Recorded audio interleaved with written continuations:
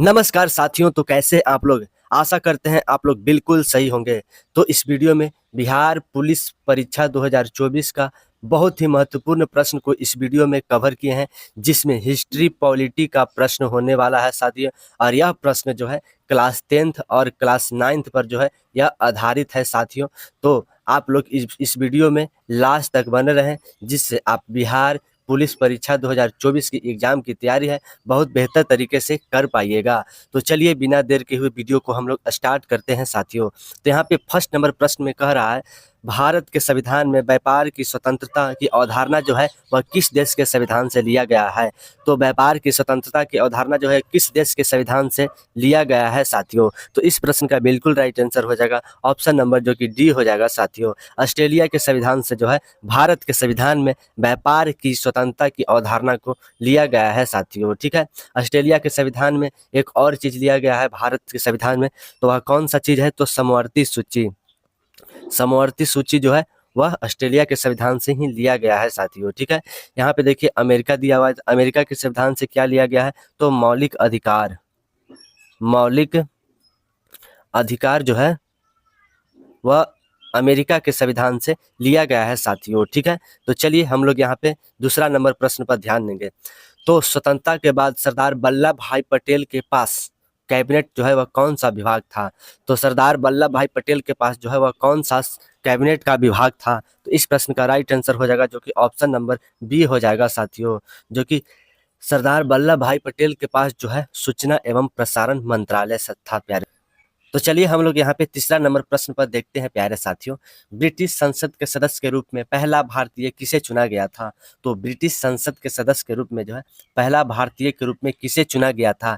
तो इस प्रश्न का राइट आंसर हो जाएगा ऑप्शन नंबर जो कि डी हो जाएगा साथियों। दादा भाई नौरोजी को जो है ब्रिटिश संसद के सदस्य के रूप में पहला भारतीय के रूप में चुना गया था साथियों। ठीक है, यहाँ पे देखिए राजा राम मोहन राय दिया हुआ है, तो इनको द्वारा जो है 1828 ईस्वी में ब्रह्म समाज की स्थापना किए थे। ब्रह्म समाज की ब्रह्म समाज की स्थापना करने वाले जो थे वह राजा राम मोहन राय थे साथियों। ठीक है, तो चलिए हम लोग यहाँ पे फोर्थ नंबर प्रश्न पर देखेंगे। तो इटली में कॉर्सिका द्वीप और सार्डिनिया द्वीप के बीच कौन सा जो है वह जल डमरू स्थित है? तो इस प्रश्न का राइट आंसर हो जाएगा जो कि ऑप्शन नंबर ए हो जाएगा प्यारे साथियों, जो कि बोनिसेफिशियो जल डमरू जो है वह इटली में कॉर्सिका द्वीप और सार्डिनियो द्वीप के बीच जो है वह स्थित है प्यारे साथियों। ठीक है, यहाँ पे देखिए पाक जल डमरू दिया हुआ है, तो पाक जल डमरू जो कि भारत और श्रीलंका के बीच कौन सा स्थित है? तो पाक जल डमरू स्थित है साथियों। तो चलिए हम लोग यहाँ पे पांचवा नंबर प्रश्न की ओर बढ़ते हैं। तो जलियांवाला बाग हत्याकांड किस वायसराय के काल में जो है वह हुआ था? तो जलियांवाला बाग हत्याकांड जो है कब हुआ था? तो 13 अप्रैल 1919 ईस्वी को जो है जलियांवाला बाग हत्याकांड हुआ था। और यह किस वायसराय के कार्यकाल में हुआ था? तो यह तो जो है यह लॉर्ड चेम्सफोर्ड के कार्यकाल में जो है इस घटना को अंजाम दिया गया था प्यारे साथियों। ठीक है, और यहाँ पे देखिए रॉलेक्ट दिया हुआ है, तो इसी के समय जो है रॉलेक्ट एक्ट आया था, और इसे जो है काला कानून के नाम से भी जाना जाता है साथियों। ठीक है, तो चलिए हम लोग यहाँ पे छठा नंबर प्रश्न की ओर बढ़ते हैं। निम्नलिखित में से कौन सा शुद्ध राष्ट्रीय आय को परिभाषित करता है? तो इस प्रश्न का राइट आंसर हो जाएगा जो कि ऑप्शन नंबर सी हो जाएगा प्यारे साथियों, जो कि जीएनपी मूल्यह्रास जो है एक शुद्ध राष्ट्रीय आय का जो है वह परिभाषित करता है। तो चलिए हम लोग यहाँ पे 7 नंबर प्रश्न की ओर बढ़ते हैं। तो विजय विश्व तिरंगा प्यारा का नारा किसने दिया था? तो विजय विश्व तिरंगा प्यारा का नारा जो है वह किसके द्वारा दिया गया था? तो इस प्रश्न का राइट आंसर हो जाएगा ऑप्शन नंबर जो कि डी हो जाएगा साथियों, जो कि श्यामलाल गुप्ता द्वारा जो है विजय विश्व तिरंगा प्यारा का नारा जो है वह दिया गया था साथियों। ठीक है, यहाँ पे देखिए सुभाष चंद्र बोस दिया हुआ है, तो सुभाष चंद्र बोस जो कि नारा कौन सा दिए थे? तो दिल्ली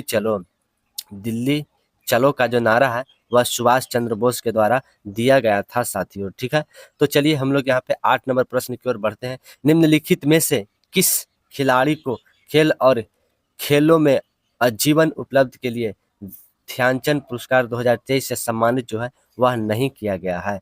तो इस प्रश्न का राइट आंसर हो जाएगा ऑप्शन नंबर जो कि सी हो जाएगा। कपिल देव जो क्रिकेट खेल से संबंध रखते हैं, इनको जो है ध्यानचंद पुरस्कार जो है वह नहीं मिला है प्यारे साथियों। ठीक है, और इस ध्यानचंद पुरस्कार में जो है कितनी राशि मिलती है? तो 25 लाख जो है इस ध्यानचंद पुरस्कार में राशि मिलती है साथियों, ठीक है। तो चलिए हम लोग यहाँ पे 9th नंबर प्रश्न पर ध्यान देते हैं। तो बिहार के किस हिस्से में राज्य के सबसे अधिक जनसंख्या है? तो इस प्रश्न का राइट आंसर हो जाएगा जो कि ऑप्शन नंबर सी हो जाएगा। बिहार के जो है वह पूर्व हिस्से में जो है वह बिहार की सबसे अधिक जनसंख्या है साथियों, ठीक है। हमने जितने भी प्रश्न है उस सभी को कवर किए करने की कोशिश किया है इस वीडियो में। तो चलिए हम लोग यहाँ पे 10वां नंबर प्रश्न पर ध्यान देंगे। तो चालुक्य शासक पुलकेशिवर द्वितीय के दरबारी कवि कौन थे? तो चालुक्य शासक जो है पुलकेशिवर द्वितीय के दरबारी कवि जो है वह कौन थे? तो इस प्रश्न का जो है वह बिल्कुल राइट आंसर हो जाएगा ऑप्शन नंबर जो कि बी हो जाएगा साथियों। रवि कीर्ति जो थे वह पुलकेशिवर द्वितीय के दरबार में जो थे वह कवि के रूप में थे साथियों, ठीक है। तो चलिए हम लोग यहाँ पे 11 नंबर प्रश्न पर देखेंगे। निम्नलिखित में से कौन भारत का पहला पेपरलेस बजट था? तो भारत का जो है वह पहला पेपरलेस बजट कब हुआ था? तो इस प्रश्न का राइट आंसर हो जाएगा जो कि ऑप्शन नंबर डी हो जाएगा साथियों, जो कि केंद्र बजट 2021-22 जो है वह भारत का पेपरलेस बजट रहा था साथियों, ठीक है। इंपॉर्टेंट क्वेश्चन है आप सभी को एग्जाम के व्यू से। तो जितने भी प्रश्न है सभी सिलेक्टेड और मोस्ट इंपॉर्टेंट प्रश्न को इस वीडियो में कवर किए हैं साथियों, ठीक है। यहाँ पे चलिए हम लोग 12 नंबर प्रश्न पर ध्यान देंगे। तो मदर टेरेसा के बाद किस भारतीय को जो है वह नोबेल पुरस्कार मिला था? तो मदर टेरेसा के बाद जो है वह किस भारतीय को नोबेल पुरस्कार मिला था? तो इस प्रश्न का राइट आंसर हो जाएगा ऑप्शन नंबर जो कि ए हो जाएगा साथियों। कैलाश सत्यार्थी को जो है मदर टेरेसा के बाद जो है वह नोबेल पुरस्कार मिला था साथियों, ठीक है। यहाँ पे देखिए मदर टेरेसा के जो है किस क्षेत्र में नोबेल पुरस्कार मिला था? तो शांति के क्षेत्र में जो है मदर टेरेसा को नोबेल पुरस्कार से सम्मानित किया गया था। और यह नोबेल पुरस्कार जो है किस वर्ष शुरू किया गया था? तो 1901 ईस्वी में जो है नोबेल पुरस्कार की शुरुआत की गई थी। तो चलिए हम लोग यहाँ पे 13 नंबर प्रश्न की ओर ध्यान देंगे। तो हाल के ऐतिहासिक चुनाव में ताइवान के राष्ट्रपति के रूप में किसे चुना गया है? तो ताइवान के राष्ट्रपति के रूप में जो है वह किसे चुना गया है? तो इस प्रश्न का राइट आंसर हो जाएगा जो कि ऑप्शन नंबर बी हो जाएगा प्यारे साथियों, जो कि विलियम को जो है ताइवान के राष्ट्रपति के रूप में जो है वह चुना गया है साथियों। तो चलिए हम लोग यहाँ पे 14 नंबर प्रश्न पर ध्यान देंगे। निम्नलिखित में से कौन भारत की पहली महिला मुख्य चुनाव आयुक्त थी? तो भारत की पहली महिला मुख्य चुनाव आयुक्त के रूप में जो है वह किसे चुना गया था? तो इस प्रश्न का राइट आंसर हो जाएगा जो कि ऑप्शन नंबर ए हो जाएगा। रामा देवी के जो है भारत की पहली महिला चुनाव आयुक्त के रूप में चुना गया था साथियों, ठीक है। यहाँ पे देखिए प्रतिभा देवी सिंह पाटिल, तो प्रतिभा देवी सिंह पाटिल जो कि भारत के प्रथम महिला राष्ट्रपति, भारत के प्रथम महिला राष्ट्रपति के रूप में जो है प्रतिभा देवी सिंह पाटिल को चुना गया था। यहाँ पे देखिए देखिए दिया हुआ है निर्मला सीतारमन, तो यह जो है वर्तमान में वित्त मंत्री हैं। वित्त मंत्रालय जो है वित्त मंत्रालय वर्तमान में जो है वह निर्मला सीतारमन है साथियों। चलिए हम लोग यहाँ पे 15 नंबर प्रश्न पर ध्यान देंगे। तो तत्वों का वर्गीकरण क्यों महत्वपूर्ण है? तो तत्वों का वर्गीकरण जो है वह क्यों महत्वपूर्ण होता है? तो इस प्रश्न का राइट आंसर हो जाएगा ऑप्शन नंबर जो कि बी हो जाएगा। तत्वों के गुणों को सुविधाजनक ढंग से अध्ययन करने के लिए जो है तत्वों का वर्गीकरण बहुत ही जरूरी है साथियों, ठीक है। तो चलिए हम लोग यहाँ पे आगे बढ़ते हैं, प्रश्न नंबर 16 की ओर ध्यान देंगे। तो भारत में फूलों का सबसे बड़ा उत्पादक राज्य कौन सा है? तो भारत में जो है वह फूलों का सबसे बड़ा उत्पादक राज्य जो है वह कौन सा है? तो इस प्रश्न का राइट आंसर हो जाएगा ऑप्शन नंबर बी हो जाएगा। तमिलनाडु जो है वह भारत में सबसे बड़ा जो है वह फूल उत्पादन करने वाला राज्य है साथियों, ठीक है। यहाँ पे देखिए ऑप्शन नंबर ए में दिया हुआ है केरल, तो केरल में जो है सबसे ज़्यादा मसाला उत्पादन होता है साथियों, ठीक है। इंपॉर्टेंट क्वेश्चन है। सबसे ज़्यादा सोना उत्पादन कहाँ पे होता है? तो सोना उत्पादन जो है वह सबसे ज़्यादा कर्नाटका में होता है साथियों। तो चलिए हम लोग यहाँ पे 17 नंबर प्रश्न की ओर बढ़ते हैं। तो शुक्राणु अस्थायी रूप में डॉट डॉट में रहता है, यानी कि इस जगह पर क्या भराएगा? तो शुक्राणु जो है अस्थायी रूप में जो है वह अवृषण में रहता है साथियों, ठीक है। तो इस प्रश्न का राइट आंसर हो जाएगा ऑप्शन नंबर डी हो जाएगा, ठीक है। इंपॉर्टेंट क्वेश्चन है तो आप लोग इस प्रश्न पर जरूर ध्यान दीजिएगा। ये जितने भी प्रश्न है साथियों सभी इंपॉर्टेंट प्रश्न लिए गए हैं, जिससे आप बिहार पुलिस परीक्षा के एग्जाम की तैयारी जो है आप बहुत बेहतर तरीके से कर पाइएगा। तो चलिए 18 नंबर प्रश्न की ओर बढ़ते हैं। खेलो इंडिया यूथ गेम 2023 की मेजबानी किस राज्य ने जो है वह की थी? तो इस प्रश्न का राइट आंसर हो जाएगा जो कि ऑप्शन नंबर सी हो जाएगा साथियों। तमिलनाडु के द्वारा जो है खेलो इंडिया यूथ गेम 2023 की जो है वह मेजबानी की गई थी साथियों, ठीक है। देखिए हम लोग यहाँ पे करंट अफेयर का भी क्वेश्चन को कवर किए हैं इस वीडियो में। तो यहाँ पे हम लोग 19 नंबर प्रश्न की ओर बढ़ेंगे। तो अमेरिका द्वीप महाद्वीपीय को केवल दो स्थल रूढ़ देश है। तो दो स्थल रूढ़ देश जो है वह कौन सा है, यानी कि वह जो है केवल स्थल में ही है, वह तटीय क्षेत्र नहीं बनाता है। तो इस प्रश्न का राइट आंसर हो जाएगा जो कि ऑप्शन नंबर डी हो जाएगा। बोलिविया और पैराग्वे जो है वह दक्षिण अमेरिका महाद्वीप में स्थल रूढ़ देश के रूप में है साथियों। तो चलिए हम लोग यहाँ पे 20 नंबर प्रश्न की ओर बढ़ेंगे। निम्नलिखित में से कौन से अनुच्छेद संघ की कार्यपालिका के शक्तियों से जो है वह संबंधित है। तो संघ की कार्यपालिका के शक्तियों से जो है वह संबंधित है। तो इस प्रश्न का राइट आंसर हो जाएगा जो कि ऑप्शन नंबर बी हो जाएगा। अनुच्छेद 52 से 78 के बीच जो है वह संघ की कार्यपालिका से जो है वह संबंधित है। और यह किस भाग के तहत आता है, तो भाग 5 के तहत जो है वह संघ के बारे में चर्चा है साथियों। ठीक है, तो चलिए हम लोग यहाँ पे 21 नंबर प्रश्न की ओर बढ़ते हैं। लघु पथन के दौरान विद्युत परिपथ में विद्युत धारा जो है वह कैसे प्रवाहित होती है। तो इस प्रश्न का राइट आंसर हो जाएगा जो कि ऑप्शन नंबर ए हो जाएगा। लघु पथन के दौरान जो है वह विद्युत परिपथ में विद्युत धारा जो है वह बहुत तेजी से प्रवाहित होती है प्यारे साथियों। ठीक है, तो चलिए हम लोग यहाँ पे 22 नंबर प्रश्न की ओर बढ़ते हैं। वह अवधि क्या है जिसमें खांसी विद्रोह हुआ था। तो यहाँ पे देखिए खांसी विद्रोह की बात किया जा रहा है कि कब हुआ था। तो इस प्रश्न का राइट आंसर हो जाएगा ऑप्शन नंबर ए हो जाएगा जो कि 1829 से 1833 के बीच जो है खांसी विद्रोह हुआ था साथियों। ठीक है, तो चलिए हम लोग यहाँ पे 23 नंबर प्रश्न की ओर बढ़ते हैं। तो किस देश के द्वारा प्रधानमंत्री मुस्लिम राष्ट्र के बीच एक समान मुद्रा अपनाने की वकालत की गई थी। तो किस देश के द्वारा जो है प्रधानमंत्री मुस्लिम राष्ट्र के बीच एक समान मुद्रा को जो है वह स्थापित की गई थी। तो इस प्रश्न का राइट आंसर हो जाएगा ऑप्शन नंबर जो कि ए हो जाएगा प्यारे साथियों। बांग्लादेश के प्रधानमंत्री के द्वारा जो है वह मुस्लिम राष्ट्र के बीच एक समान मुद्रा मुद्रा जो है वह अपनाने की जो है वह वकालत की गई थी साथियों। ठीक है, तो चलिए हम लोग यहाँ पे 24 नंबर प्रश्न की ओर बढ़ते हैं। तो क्षोभ मंडल के बारे में निम्नलिखित में से कौन सा जो है वह कथन सही है। तो क्षोभ मंडल के बारे में कौन सा जो है वह कथन सही है। तो इस प्रश्न का जो है वह बिल्कुल राइट आंसर हो जाएगा जो कि ऑप्शन नंबर ए हो जाएगा साथियों, जो कि इसकी औसतम ऊंचाई जो है वह 13 किलोमीटर तक ही है साथियों। ठीक है, और यहाँ पे ऑप्शन नंबर देखिए ए में दिया हुआ है, इस परत का तापमान ऊंचाई के समान बढ़ता है। तो यह तो बिल्कुल रॉन्ग हो जाएगा। यह वायुमंडल के सबसे ऊपरी परत है, वायुमंडल का यह सबसे ऊपरी परत नहीं है साथियों। ठीक है, तो यहाँ पे देखिए इसमें इस मंडल में ओजोन परत पाए जाते हैं, ये भी नहीं होगा। ओजोन परत जो है वह समताप मंडल में पाया जाता है, समताप मंडल में जो है वह ओजोन परत पाए जाते हैं। तो चलिए हम लोग यहाँ पे 25 नंबर प्रश्न की ओर बढ़ते हैं। तो एससीओ परिषद के राष्ट्राध्यक्षों के 23वें शिखर सम्मेलन के बारे में निम्नलिखित में से कौन सा कथन सही है। तो 23वें शिखर सम्मेलन की बात किया जा रहा है। तो यहाँ पे देखिए ऑप्शन नंबर ए में दिया हुआ है, यह पहली बार भारत की अध्यक्षता जो है वह संभालेगी। ये तो बिल्कुल राइट हो जाएगी। 23वें शिखर सम्मेलन जो है वह भारत जो है इसकी अध्यक्षता करने वाला है। यह बीजिंग में आयोजित किया जाएगा। जब यह भारत में होगा तो बीजिंग में क्यों आयोजित किया जाएगा, तो यह तो गलत हो जाएगा। इसकी अध्यक्षता रूस के राष्ट्रपति करेंगे। तो जब यह 23वां शिखर सम्मेलन भारत में होगा तब रूस के राष्ट्रपति क्यों करेंगे, है ना, ये भी गलत हो जाएगा। इनमें से निम्नलिखित में से कोई नहीं, ये भी गलत हो जाएगा। तो इस प्रश्न का राइट आंसर हो जाएगा ऑप्शन नंबर जो कि ए हो जाएगा साथियों। ठीक है, यह पहली बार जो है वह भारत अध्यक्षता करने वाली है। तो चलिए हम लोग यहाँ पे जो है वह 26 नंबर प्रश्न की ओर बढ़ते हैं। संयुक्त राष्ट्र मुख्यालय में स्थापित महात्मा गांधी की प्रतिमा का निर्माण जो है वह किसके द्वारा जो है किया गया था। तो इस प्रश्न का राइट आंसर हो जाएगा ऑप्शन नंबर जो कि सी हो जाएगा। राम सुतार द्वारा जो है संयुक्त राष्ट्र मुख्यालय में जो है महात्मा गांधी की प्रतिमा को जो है वह स्थापित किया गया है प्यारे साथियों। ठीक है, तो चलिए हम लोग यहाँ पे 27 नंबर प्रश्न की ओर बढ़ते हैं। हम विश्व कंप्यूटर साक्षरता दिवस के रूप में जो है वह कब सेलिब्रेट करते हैं। तो विश्व कंप्यूटर साक्षरता दिवस के रूप में जो है हम लोग कब सेलिब्रेट करते हैं, तो 2 दिसंबर को जो है हम लोग विश्व कंप्यूटर साक्षरता दिवस के रूप में मनाते हैं साथियों। ठीक है, यहाँ पे देखिए 1 दिसंबर दिया हुआ है, तो 1 दिसंबर को हम लोग जो है एड्स दिवस के रूप में हम लोग मनाते हैं साथियों। ठीक है, इंपॉर्टेंट क्वेश्चन है, आप सभी के एग्जाम में यह प्रश्न आ सकता है। तो चलिए हम लोग यहाँ पे 28 नंबर प्रश्न की ओर बढ़ते हैं। तो भारत में दूसरा फ्लोटिंग सीएनजी स्टेशन कहाँ बनाया गया है।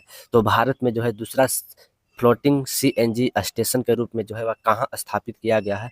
तो इस प्रश्न का राइट आंसर हो जाएगा ऑप्शन नंबर बी हो जाएगा साथियों, जो कि वाराणसी में जो है भारत का दूसरा फ्लोइंग सीएनजी स्टेशन का निर्माण कराया गया है साथियों। ठीक है, इंपॉर्टेंट क्वेश्चन है, ये भी आप सभी के एग्जाम में बन सकता है प्यारे साथियों। ठीक है, तो चलिए हम लोग यहाँ पे 29 नंबर प्रश्न की ओर बढ़ते हैं। निम्नलिखित में से कौन सा बिहार के सारण प्रशासनिक विभागों का मुख्यालय है? तो बिहार के सारण प्रशासनिक मुख्यालय प्रभागों का मुख्यालय जो है वह कहाँ स्थित है? तो इस प्रश्न का राइट आंसर हो जाएगा ऑप्शन नंबर सी हो जाएगा, छपरा में जो है वह बिहार के सारण प्रशासनिक विभागों का जो है वह मुख्यालय स्थित है साथियों। ठीक है, इंपॉर्टेंट क्वेश्चन है, बिहार से जितने भी प्रश्न होते हैं ये सभी आप सभी के एग्जाम के लिए इंपॉर्टेंट प्रश्न हो जाते हैं। तो चलिए हम लोग यहाँ पे 30 नंबर प्रश्न की ओर बढ़ते हैं। तो काला नुनिया चावल जिसे हाल ही में भौगोलिक संकेत जीआई टैग प्राप्त हुआ है, यह किस राज्य से जो है वह संबंध रखता है? तो इस प्रश्न का राइट आंसर हो जाएगा जो कि ऑप्शन नंबर ये हो जाएगा प्यारे साथियों, यह जो है पश्चिम बंगाल से संबंध रखता है प्यारे साथियों। ठीक है, जो कि काला नुनिया चावल जो है उसका जीआई टैग संकेत जो है वह पश्चिम बंगाल में मिला है साथियों। ठीक है, तो चलिए हम लोग यहाँ पे 31 नंबर प्रश्न की ओर बढ़ते हैं। जलियांवाला बाग हत्याकांड के पहले कौन सी महत्वपूर्ण घटना हुई थी? तो जलियांवाला बाग हत्याकांड से पहले जो है वह कौन सी महत्वपूर्ण घटना जो है वह हुई थी? तो इस प्रश्न का राइट आंसर हो जाएगा जो कि ऑप्शन नंबर ए हो जाएगा। इसके पहले जो है वह रॉलेट अधिनियम को लाया गया था साथियों। ठीक है, साइमन कमीशन भारत कब आया था? तो साइमन कमीशन जो भारत आया था 1928 ईस्वी में साइमन कमीशन भारत आया था साथियों। ठीक है, असहयोग आंदोलन कब हुआ था? 1920 ईस्वी में जो है असहयोग आंदोलन महात्मा गांधी जी के द्वारा चलाया गया था साथियों। ठीक है, तो चलिए हम लोग यहाँ पे एक 32 नंबर प्रश्न की ओर देखते हैं। निम्नलिखित में से किस शासक के ने भूमि की माप को जो है वह शुरुआत किया था? तो किस शासक के द्वारा जो है वह भूमि की मापन की शुरुआत की गई थी? तो इस प्रश्न का राइट आंसर हो जाएगा ऑप्शन नंबर बी हो जाएगा, शाहजहां के द्वारा जो है भूमि मापन की शुरुआत किया गया था साथियों। ठीक है, चलिए तो हम लोग यहाँ पे आगे बढ़ते हैं, प्रश्न नंबर 33 की ओर बढ़ते हैं। रामकृष्ण मिशन किसके द्वारा स्थापित किया गया था? तो रामकृष्ण मिशन की स्थापना जो है वह किसके द्वारा किया गया था? तो इस प्रश्न का राइट आंसर हो जाएगा जो कि इस ऑप्शन में नहीं दिया हुआ है, रामकृष्ण मिशन की जो स्थापना है वह जो है स्वामी विवेकानंद के द्वारा जो है स्वामी विवेकानंद के द्वारा जो है रामकृष्ण मिशन की स्थापना किया गया था और यह 1893 ईस्वी में जो है स्थापना किया गया था साथियों। ठीक है, तो चलिए हम लोग यहाँ पे आगे बढ़ते हैं, प्रश्न नंबर 34 की ओर देखेंगे। निम्नलिखित में से किसने दास प्रथा न होने के लिए भारतीय समाज की जो है आलोचना किया था? तो किसके द्वारा जो है वह दास प्रथा न होने के लिए भारतीय समाज का आलोचना किया था? तो इस प्रश्न का राइट आंसर हो जाएगा ऑप्शन नंबर सी हो जाएगा, मेगास्थनीज के द्वारा जो है वह दास प्रथा न होने के लिए जो है भारत समाज की आलोचना किया था साथियों। ठीक है, तो चलिए हम लोग यहाँ पे 35 नंबर प्रश्न की ओर बढ़ते हैं।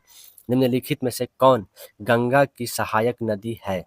तो गंगा की सहायक नदी के रूप में जो है वह कौन नहीं है? यहाँ पे देखिए नहीं है की बात किया जा रहा है, तो इस प्रश्न का राइट आंसर हो जाएगा ऑप्शन नंबर बी हो जाएगा, ब्यास नदी जो है वह गंगा की सहायक नदी नहीं है साथियों। जो कि यमुना जो है यह गंगा की सहायक नदी है, कोसी भी जो है वह गंगा की सहायक नदी है, गंडक जो है वह जो कि गंगा की सहायक नदी है प्यारे साथियों। ठीक है, बिहार का शोक नदी किसे कहा जाता है? बिहार का शोक बिहार का शोक जो है किस नदी को कहा जाता है? तो कोसी नदी को जो है बिहार का शोक नदी के रूप में जाना जाता है साथियों। ठीक है, तो चलिए 36 नंबर प्रश्न की ओर ध्यान देते हैं। निम्नलिखित में से किसने पहले गोलमेज सम्मेलन में जो है वह हिस्सा नहीं लिया था? तो इस प्रश्न का राइट आंसर हो जाएगा ऑप्शन नंबर जो कि ए डी हो जाएगा साथियों, भारतीय राष्ट्रीय कांग्रेस के द्वारा जो है पहले गोलमेज सम्मेलन में भाग नहीं लिया गया था साथियों। ठीक है, दूसरे गोलमेज सम्मेलन में कौन भाग लिए थे? तो महात्मा गांधी जो थे वह दूसरे गोलमेज सम्मेलन में भाग लिए थे साथियों। ठीक है, तो चलिए हम लोग यहाँ पे 37 नंबर प्रश्न की ओर ध्यान देते हैं। साइमन कमीशन वापस जाओ का नारा जो है वो किसके द्वारा दिया गया था?